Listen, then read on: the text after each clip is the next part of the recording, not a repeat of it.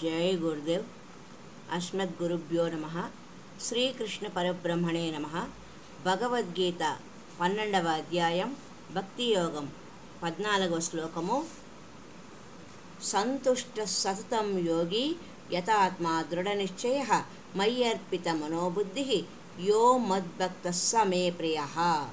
ఏ ప్రాణియందును ద్వేషభావము లేనివాడును, పైగా సర్వ ప్రాణుల యందును అవ్యాజమైన ప్రేమ కరుణ కలవాడును, మమత అహంకారములు లేనివాడును, సుఖము ప్రాప్తించినను దుఃఖము ప్రాప్తించినను సమభావము కలిగి ఉండువాడును, క్షమాగుణము కలవాడును, అపరాధికి కూడా అభయము ఇచ్చువాడును, సర్వకాల సర్వ అవస్థలయందును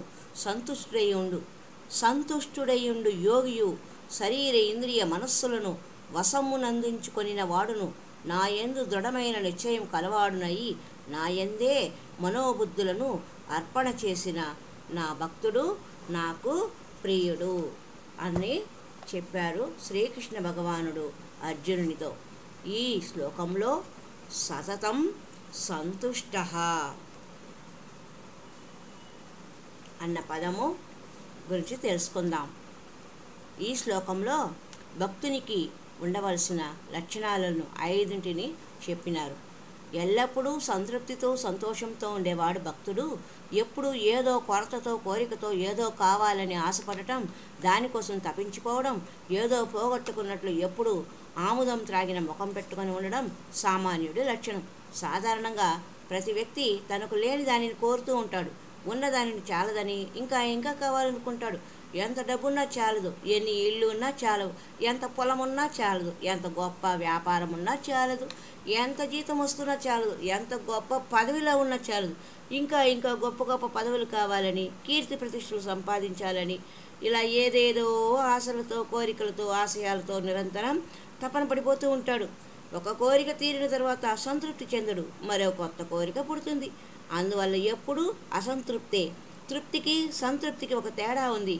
మనం ఏదైనా కావాలని కోరుకున్నప్పుడు ఆ కోరిక తీరేదాకా అసంతృప్తి, కోరిక తీరితే తృప్తి.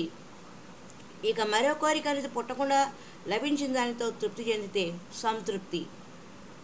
అంటే నీకు ఉన్నదానితో నీవు సంతృప్తి చెందితే ఇక కోరికలు పుట్టవు, గాలిలో మేడలు కట్టవు. మళ్ళీ కోరిక పుట్టిందా నీది తృప్తే కానీ సంతృప్తి కాదు. భక్తుడైన వాడు నిత్య సంతుష్టుడు.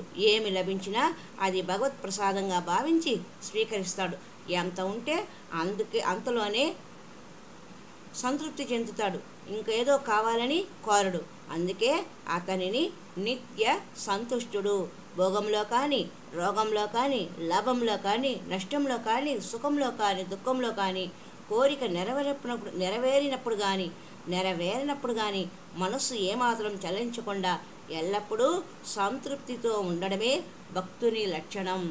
దానినే సతతం సంతుష్టః అని చెప్పడం జరిగినది. మరి యొక్క సంచికలో ఈ సతతం సంతుష్టః పదానికి మరికొంత విపులంగా అర్థాన్ని తెలుసుకుందాం. హరే రామ రామ రామ హరే హరే, హరే కృష్ణ కృష్ణ కృష్ణ హరే హరే.